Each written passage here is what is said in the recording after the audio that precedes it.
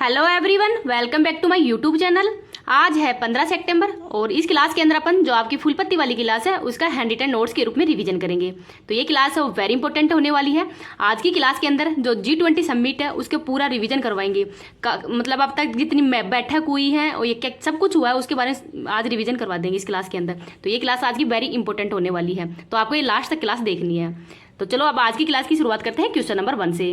राष्ट्रीय हिंदी दिवस 14 सितंबर को मनाया जाता है और 14 सितंबर 1949 को ही हिंदी है इसको राजभाषा का दर्जा दिया गया था। इसकी शुरुआत है वो 1953 में की गई है और हाल ही के अंदर जो 3rd अखिल भारतीय राजभाषा सम्मेलन है इसका आयोजन कहाँ पे किया गया है, तो महाराष्ट्र के पुणे के अंदर ही शिव छत्रपति खेल परिसर के अंदर इसका आयोजन किया गया है, जिसको याद रख लीजिएगा, वेरी इंपॉर्टेंट है। नेक्स्ट देखते हैं, विश्व हिंदी दिवस कब मनाया जाता है, तो 10 जनवरी को मनाया जाता है।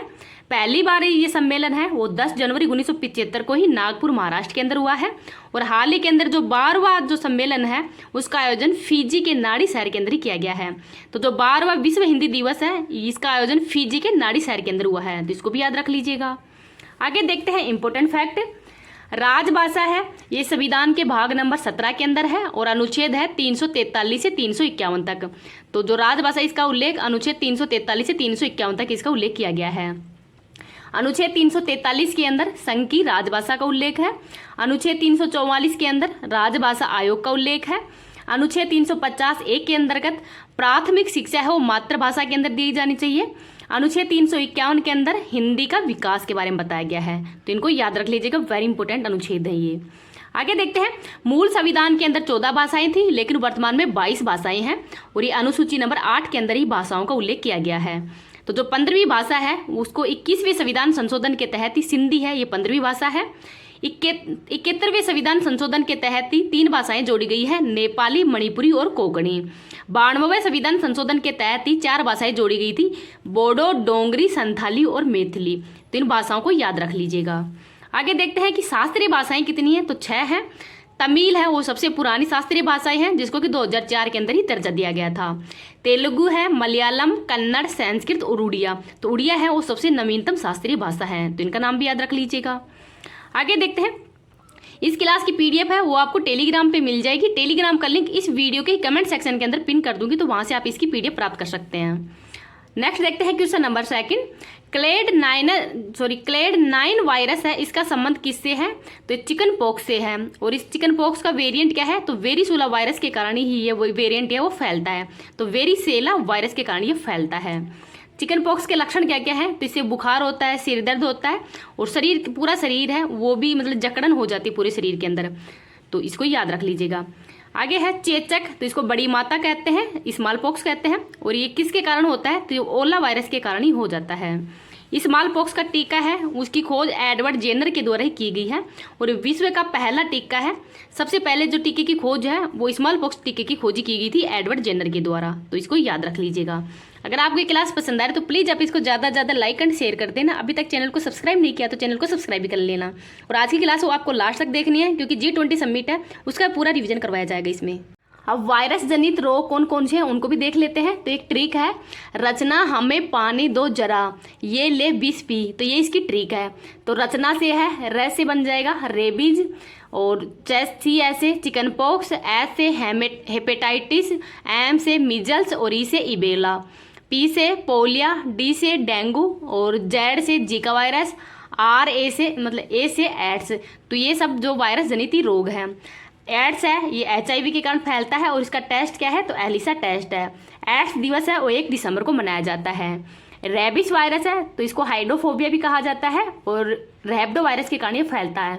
इसके टीके की खोज है वो लुई पास्चर के द्वारा ही की गई है, तो इसको भी याद रख लीजिएगा।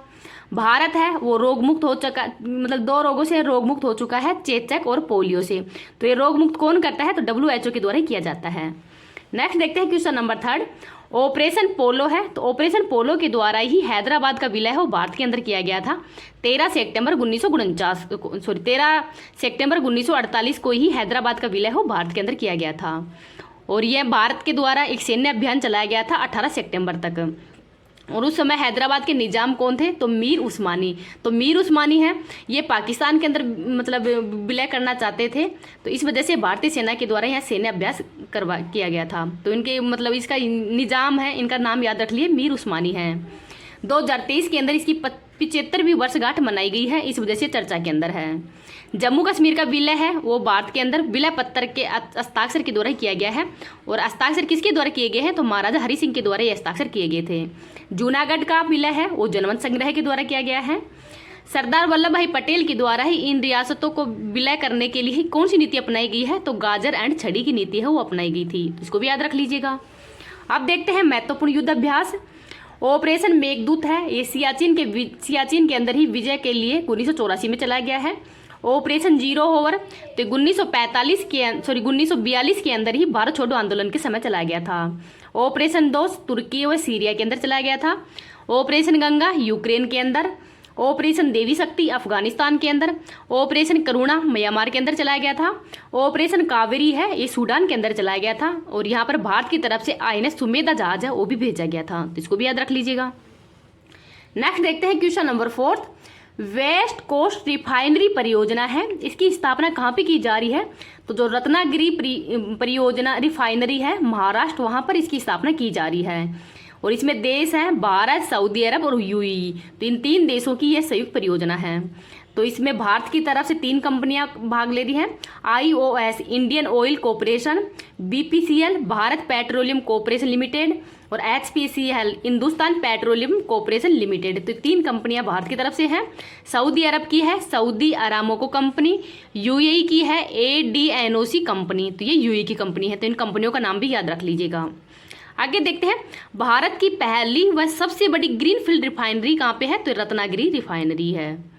आगे है IMEE और EC है, ये क्या है? तो ये India middle east Europe economic corridor है, जिसके अंदर भारत, UAE, सऊदी अरब, जॉर्डन, इजराइल, ग्रीस, यूरोप और USA इन देशों के द्वारा ही इसमें भागीदारी की है।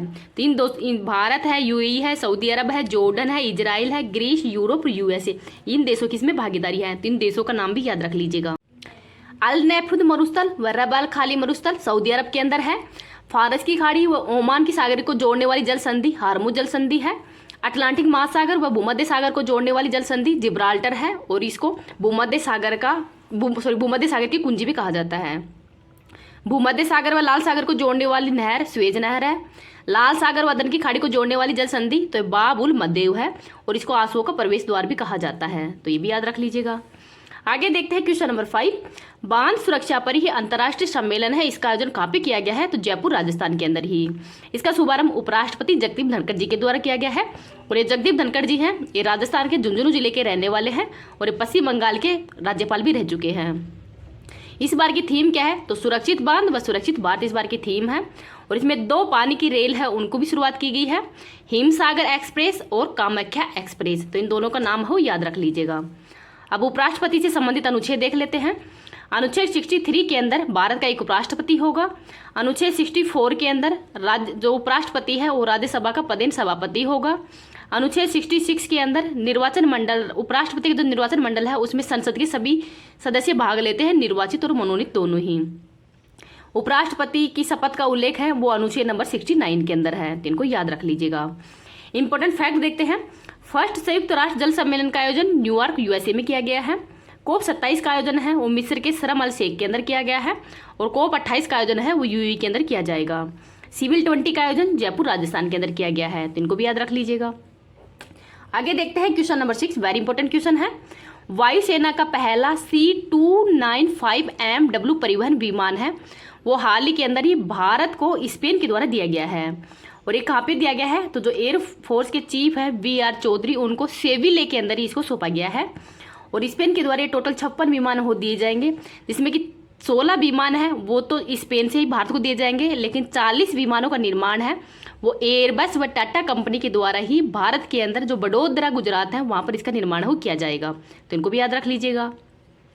आगे देखते हैं फीफा महिला विश्व कप 2023 का होस्ट कौन है? तो ऑस्ट्रेलिया और न्यूजीलैंड है।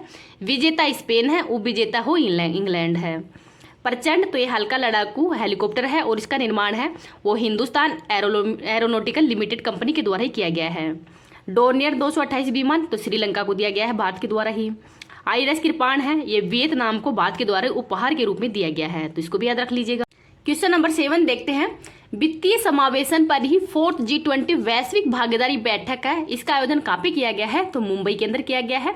और फर्स्ट बैठक है, इसका आयोजन कोलकाता के अंदर किया गया था, तो इसको याद रख लीजिएगा। जनधन योजना की शुरुआत 28 अगस्त 2014 को की गई थी और ये भी वित्तीय समावेशन से संबंधित ही है, तो इसको भी याद रख लीजिएगा। अब G20 से संबंधित जो महत्वपूर्ण तथ्य हैं उनको अब एक साथ अभी देख लेते हैं, जिससे कि आपका पूरा G20 है उसका रिविजन हो जाएगा। G20 की स्थापना 1999 में की गई है और इसमें 19 देश व यूरोपीय यूनियन है ये शामिल है। तो जो यूरोपीय यूनियन है इसका हेडक्वार्टर ब्रुसेल्स बेल्जियम के अंदर है। टोटल 27 देश है। अध्यक्ष उर्सुला वोन है और जो यूरोपीय यूनियन है इसकी मुद्रा यूरो है। इसको अपनाने वाला 20वां देश है, मतलब 20 देश बन चुके हैं और 20वां देश है वो हाल ही में क्रोएशिया बना है, तो इसको भी याद रख लीजिएगा। G20 की जो पहली बैठक है इसका आयोजन 2008 के अंदर ही वाशिंगटन DC के अंदर हुआ है। इसका हेडक्वार्टर है वो कहीं नहीं है, तो इसको याद रख लीजिएगा। अब G20 की जो देश हैं उन देशों की ट्रिक देख लेते हैं। गुरुजी सीता अब SSC FCI में पढ़ती है, तो गुरुजी सीता अब SSC व FCI के अंदर पढ़ती है, तो ये इसकी ट्रिक है। तो ये देश हैं उनको देख लेते हैं। गुरु से मतलब जर्मनी, U से UK, R से रूस, J से U से USA, J से जापान, I से भारत, S से साउथ अफ्रीका, I से इंडोनेशिया, T से तुर्की, A से अर्जेंटीना, A से ऑस्ट्रेलिया, B से ब्राज़ील, S से साउथ कोरिया और S से सऊदी अरब और C से कनाडा, F से फ्रांस, C से चाइना, I से इटली, M से मैक्सिको और E से यूरोपीय यूनियन। तो ये इन देशों की ट्रिक है, ट्रिक को याद रख लीजिएगा क्योंकि इन देशों से संबंधित क्वेश्चन वो आपको पूछ लिया जाएगा। तो ये देश हैं इनको भी याद रख लीजिएगा, आपके बार एग्जाम के अंदर ये क्वेश्चन आने के बहुत ज़्यादा चांस हैं। आगे देखते हैं। G20 2022 का होस्ट इंडोनेशिया था और ये 17वें नंबर का था और इंडोनेशिया के राष्ट्रपति कौन है? तो जोको विडोडो है। G20 2023 की बैठक तो भारत के अंदर हुई है और कौन से क्रम की है? तो 18वें नंबर की है और इसकी बैठक का आयोजन है वो 1 दिसंबर 2022 से 30 नवंबर 2023 तक चली है। 9 से 10 सितंबर को ही इसका आयोजन हो दिल्ली के अंदर किया गया है। G20 2024 की बैठक है वो ब्राजील के अंदर हुई है। तो इन तीनों को किस नाम से जाना जाता है? तो ट्राइका के नाम से जाना जाता है, तो इसको भी याद रख लीजिएगा। G20 का लोगो है, इसमें केसरिया, सफ़ेद, हरा और नीला रंग है, तो कलरों को भी याद कीजिए। पृथ्वी और कमल फूल ये इसके लोगो के अंदर ही है और इसके अंदर जो पंखुड़ियाँ हैं वो महाद्वीप को डिनोट करती हैं। थीम है वसुदेव कुटुंबकम। तो जो G20 की थीम है ये कहाँ से लिया गया है? तो जो महाउपनिषद के जो 6ठा श्लोक है उसे लिया गया है और इसका अर्थ होता है 1 अर्थ 1 फैमिली और 1 फ्यूचर, इसका अर्थ होता है। आमंत्रित देश कौन कौन से हैं? तो 9 देश जो आमंत्रित हैं, तो इनमें बांग्लादेश, मिस्र, Mauritius, Netherland, Nigeria, Oman, Singapore, Spain और UAE, तो ये आमंत्रित देश थे, तो इनका नाम भी याद रख लीजिएगा। G20 के अंदर जो शामिल होने वाले जो राष्ट्र अध्यक्ष हैं वो भारत मंडपम प्रकृति मैदान नई दिल्ली के अंदर ही आए थे। तो जो भारत मंडपम है यहाँ पर नटराज की मूर्ति लगी हुई है जो कि 27 फीट ऊंची है और ये विश्व की हाईएस्ट मूर्ति है, इतनी ऊंची। भगवान शिव के तांडव रूप दिखाया गया है। लास्ट वैक्स मेथड पर यह आधारित है, अष्ट धातु से निर्मित है और चोल साम्राज्य से संबंधित ये मूर्ति है और इसमें तमिलनाडु के जो वास्तुकार है उनके द्वारा ही निर्मित है और इसके राइट हैंड के अंदर ही अभय मुद्रा के अंदर दिखाया गया है जिसमें कि डमरू भी है। इसमें अग्नि भी ली गई है, अग्नि भी दिखाया गया है जो कि विनाश का प्रतीक है और मानव अहंकार, अगर मानव अहंकार करेगा तो समाप्त हो जाएगा, तो वो भी इसके अंदर दिखाया गया है नटराज की मूर्ति के अंदर ही, तो इनको याद रख लीजिएगा। जो राष्ट्र अध्यक्ष यहाँ पर आए थे तो उनको मतलब जो उनका स्वागत करने के लिए ही प्रधानमंत्री मोदी जी हैं वो कोणार्क का जो सूर्य मंदिर है उड़ीसा का, तो उसके जो पहिया है उसके सामने ये सब खड़े हुए थे। तो जो कोणार्क का सूर्य मंदिर उड़ीसा है इसको ब्लैक पैगोडा के नाम से भी जाना जाता है और निर्माण है वो गंग वंश के शासक के द्वारा करवाया गया है। तो यहाँ पर जो पहिया है उसके सामने ये सब राष्ट्र अध्यक्ष वो खड़े हुए थे। अफ्रीकी यूनियन, तो ये भारत की सबसे बड़ी जीत है क्योंकि G20 को अब G21 कर दिया गया है और इसमें अफ्रीकन यूनियन है उसको भी शामिल कर लिया गया है। तो अफ्रीकन यूनियन के अंदर 55 देश हैं। स्थापना 1963 के अंदर हुई है। हेडक्वार्टर अदिस अबाबा, इथोपिया की राजधानी है अदिस अबाबा, वहाँ पर इसका हेडक्वार्टर है और इसके अध्यक्ष है अजाली ओसेमानी। तो अजाली ओसेमानी है ये इसके अध्यक्ष है, तो इस अध्यक्ष का नाम याद रख लीजिए क्योंकि ये एग्जाम के अंदर आएगा। अब G20 के अंदर ग्लोबल बायोफ्यूल अलायंस भी लॉन्च किया गया है, जिसमें कि पेट्रोल के अंदर 20% इथेनॉल है, इसको मिलाने की बात भी की गई है। G20 जो नई दिल्ली घोषणा पत्र है उसमें 73 मुद्दे से संबंधित बातचीत हुई है। इंडिया मिडाइल ईस्ट यूरोप कॉरिडोर है IMEC, तो इसके अंदर भारत, UAE, सऊदी अरब, जॉर्डन, इजराइल, ग्रीस, यूरोप और USA है, ये इसके अंदर शामिल हैं। तो इन देशों को इसके अंदर शामिल किया गया है, तो इसको भी याद रख लीजिएगा। अब G20 संबंधित जो महत्वपूर्ण बैठक हैं उनको भी देख लेते हैं। G20 प्रथम जो शेरपा बैठक है इसका आयोजन उदयपुर राजस्थान के अंदर हुआ है, और शेरपा कौन है तो अमिताभ कांत है। और फोर्थ बैठक है इसका आयोजन नुहू हरियाणा के अंदर हुई है। पहली विकास कार्य समूह की बैठक मुंबई के अंदर हुई है। पहली वित्त और केंद्रीय बैंक के प्रतिनिधियों की बैठक है वो बेंगलुरु के अंदर हुई है। पहली फ्रेमवर्क वर्किंग ग्रुप की बैठक बेंगलुरु के अंदर ही हुई है। वित्तीय समावेशन के लिए वैश्विक साझेदारी पहल कोलकाता के अंदर हुई है। पहली इंफ्रास्ट्रक्चर वर्किंग ग्रुप की बैठक पुणे के अंदर हुई है। प्रथम स्वास्थ्य कार्य समूह की बैठक तिरुवनंतपुरम के अंदर हुई है। रोजगार कार्य समूह की फर्स्ट बैठक जोधपुर में, और थर्ड बैठक है ये जिनेवा के अंदर हुई है। तो थर्ड बैठक उसको याद रख लें क्योंकि ये भारत से बाहर हुई है, जिनेवा के अंदर। और फोर्थ बैठक है वो इंदौर के अंदर हुई है। शिक्षा कार्य समूह की फर्स्ट बैठक चेन्नई में, सेकंड बैठक अमृतसर में, थर्ड बैठक है वो भुवनेश्वर के अंदर हुई है, और जो फोर्थ बैठक है वो पुणे के अंदर हुई है। तो इनको याद रख लीजिएगा। आगे देखते हैं। प्रथम सतत वित्त कार्य समूह की बैठक है वो फर्स्ट हुई है गुवाहाटी में, और सेकंड बैठक हुई है उदयपुर में। पहली ऊर्जा परिवर्तन कार्य समूह की बैठक बेंगलुरु के अंदर हुई है। पहली पर्यावरण और जलवायु कार्य समूह की बैठक बेंगलुरु में हुई है। पहली पर्यटन कार्य समूह की बैठक कच्छ के रण में हुई है। सेकंड सिलीगुड़ी पश्चिम बंगाल में हुई है। थर्ड जम्मू कश्मीर के अंदर, और फोर्थ है वो गोवा के अंदर हुई है। आगे देखते हैं।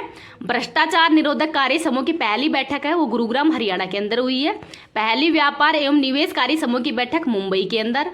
प्रथम मुख्य विज्ञान सलाहकार गोलमेज सम्मेलन रामनगर के अंदर हुई है। पहली आपदा प्रबंधन कार्य समूह की बैठक गांधीनगर गुजरात में हुई है। फोर्थ ऊर्जा परिवर्तन कार्य समूह की बैठक गोवा के अंदर। फोर्थ पर्यावरण और जलवायु स्थिरता कार्य समूह की बैठक चेन्नई में। फोर्थ डिजिटल अर्थव्यवस्था कार्य समूह की बैठक बेंगलुरु में, और फोर्थ स्वास्थ्य कार्य समूह की बैठक गांधीनगर गुजरात में। फोर्थ व्यापार एवं निवेश कार्य समूह की बैठक जयपुर में। संस्कृति समूह वाली फर्स्ट बैठक खजुराहो मध्य प्रदेश में। सेकंड बैठक भुवनेश्वर में। थर्ड बैठक हम्पी कर्नाटक में, और फोर्थ बैठक है वो वाराणसी के अंदर हुई है। तो इनको याद रख लीजिएगा। आगे देखते हैं। फोर्थ शेरपा बैठक नई दिल्ली के अंदर हुई है। फोर्थ वित्त एवं केंद्रीय बैंक के प्रतिनिधियों की बैठक है वो नई दिल्ली के अंदर ही हुई है। फोर्थ सतत वित्त कार्य समूह की बैठक वाराणसी के अंदर। फोर्थ वित्तीय समावेशन के लिए ही वैश्विक भागीदारी बैठक मुंबई के अंदर। फोर्थ फ्रेमवर्क वर्किंग ग्रुप की बैठक रायपुर के अंदर। फोर्थ इंफ्रास्ट्रक्चर वर्किंग ग्रुप की बैठक खजुराहो मध्य प्रदेश में, और फोर्थ अंतर्राष्ट्रीय वित्तीय वास्तुकला कार्य समूह की बैठक है वो कोरिया के अंदर हुई है। तो इनको याद रख लीजिएगा। नेक्स्ट है G20 के विदेश मंत्रियों की बैठक नई दिल्ली में, और विकास मंत्रियों की बैठक है वो वाराणसी के अंदर आयोजित की गई है। पर्यटन मंत्रियों की बैठक गोवा में। शिक्षा मंत्रियों की बैठक पुणे में। अनुसंधान मंत्रियों की बैठक मुंबई में। NFT व AI और मेटावर्स युग के अंदर अपराध व सुरक्षा संबंधी बैठक गुरुग्राम में। श्रम एवं रोजगार मंत्रियों की बैठक इंदौर के अंदर। ऊर्जा मंत्रियों की बैठक गोवा में। पर्यावरण जलवायु स्थिरता मंत्रियों की बैठक चेन्नई में। महिला सशक्तिकरण पर मंत्री स्तरीय बैठक गांधीनगर गुजरात में।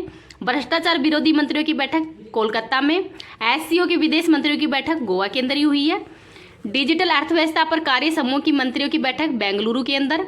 स्वास्थ्य कार्य समूह के मंत्रियों की बैठक गांधीनगर गुजरात में।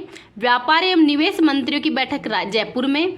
संस्कृति मंत्रियों की बैठक वाराणसी में। G20 शिखर सम्मेलन का आयोजन नई दिल्ली में होगा, और सिविल 20 है ये जयपुर के अंदर, और इसकी अध्यक्षता वह अमृतानंदमयी देवी के द्वारा की गई है। साइंस 20 प्रथम की बैठक पुडुचेरी में, और थर्ड बैठक है ये भोपाल के अंदर हुई है। प्रथम जो एंटी करप्शन बैठक वो गुरुग्राम हरियाणा में हुई है। कला प्रदर्शनी की बैठक पटना बिहार के अंदर हुई है, और इसकी थीम है टुगेदर वी आर्ट। तो टुगेदर वी आर्ट है वो इसकी थीम है। वित्तीय समावेशन की जो फर्स्ट बैठक है वो कोलकाता के अंदर हुई है, और फोर्थ बैठक वो मुंबई के अंदर हुई है। तो इन बैठकों को याद रख लीजिएगा, वेरी इंपॉर्टेंट है। इस क्लास की PDF आपको टेलीग्राम पे मिल जाएगी। टेलीग्राम का लिंक इस वीडियो के कमेंट सेक्शन के अंदर डाल दूंगी, तो वहाँ से आप इसकी PDF प्राप्त कर सकते हैं। अगर आपको ये वीडियो पसंद आए तो प्लीज़ आप इसको ज़्यादा से ज़्यादा लाइक एंड शेयर कर देना, और अभी तक चैनल को सब्सक्राइब नहीं किया तो चैनल को सब्सक्राइब कर लेना, क्योंकि आपके सब्सक्राइब और व्यू यही मेरे थोड़े मोटिवेशन है, और यही मेरे को थोड़ा उत्साह देते हैं, जिससे कि मैं आपके लिए अच्छा कंटेंट बना सकूँ। जो सर के द्वारा करवाए जाते हैं वो कंटेंट मैं आपके पास भेज भेज सकूं हैंड रिटन नोट्स के रूप में ही। क्वेश्चन नंबर 8 देखते हैं। सारागढ़ी स्मारक है, इसकी आधारशिला रखी गई है पंजाब के फिरोजपुर में ही, और जो पंजाब के सीएम है भगवंत मान, उनके द्वारा इसकी आधारशिला रखी गई है।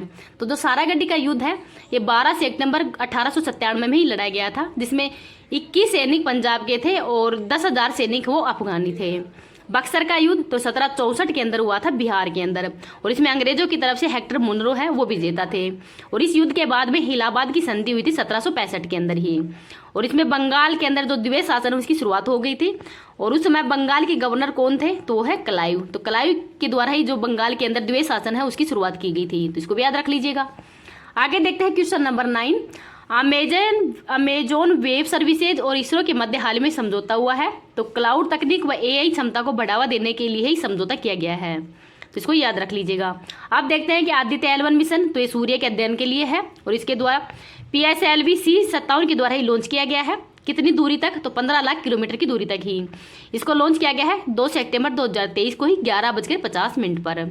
चंद्रयान 3 मिशन, तो इसको लॉन्च किया गया है LBM-3M4, जो कि बाहुबली नाम से भी जाना जाता है। 14 जुलाई 2023 को लॉन्च किया गया है 2:35 पर, और 23 अगस्त 2023 को ही 6:02 PM पर ये चंद्रमा की जो साउथ पोल है उस पर लैंडिंग कर गया था। तो 23 अगस्त को ही राष्ट्रीय अंतरिक्ष दिवस के रूप में मनाया जा रहा है, और जिस पॉइंट पर इसने लैंडिंग की है वो पॉइंट अब शिव शक्ति के नाम से भी जाना जाएगा। आगे देखते हैं। GSLV F12 के द्वारा ही नेविगेशन की जो सेकंड पीढ़ी है उसका फर्स्ट उपग्रह NVS-01 को लॉन्च किया गया था, तो इनको भी याद रख लीजिएगा। आगे देखते हैं। इसरो की स्थापना 15 अगस्त 1969 को की गई है। हेडक्वार्टर बेंगलुरु में है। वर्तमान में हेड सोमनाथ है, और जो सतीश धवन अंतरिक्ष केंद्र है श्रीहरिकोटा, वहाँ से ही जो लॉन्च किए जाते हैं मिसाइल वगैरह। आगे देखते हैं question number 10। Cash for waste योजना है, ये बिहार के जो पटना नगर निगम है उसके द्वारा शुरू की गई है। इस थीम क्या है, तो वेस्ट टू हेल्थ इसकी थीम है, और इसके अंदर सूखा व जो गीला कचरा है उसको अलग करना होगा। और पिंक जो MRP है जो कि महिला श्रमिक हैं उनके द्वारा ये कचरा हो इकट्ठा किया जाएगा, तो इनको याद रख लीजिएगा। आगे देखते हैं इंपॉर्टेंट फैक्ट। G20 कला प्रदर्शनी का आयोजन पटना बिहार में हुआ है।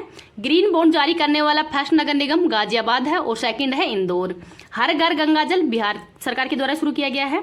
अनुसूची 12 के अंदर 74वें संविधान संशोधन 1992 के अंदर ही नगर निकाय से संबंधित है। भाग नंबर 9A है, 20 से 18 है, और अनुच्छेद 243P से 243Z तक है। क्वेश्चन नंबर 11 देखते हैं। चीन के तालिबान के अफगानिस्तान के अंदर ही नया राजदूत नियुक्त करने वाला पहला देश बन गया है। तो अफगानिस्तान के अंदर अपना राजदूत नियुक्त करने वाला पहला देश चाइना बन गया है, तो इसको भी याद रख लीजिएगा।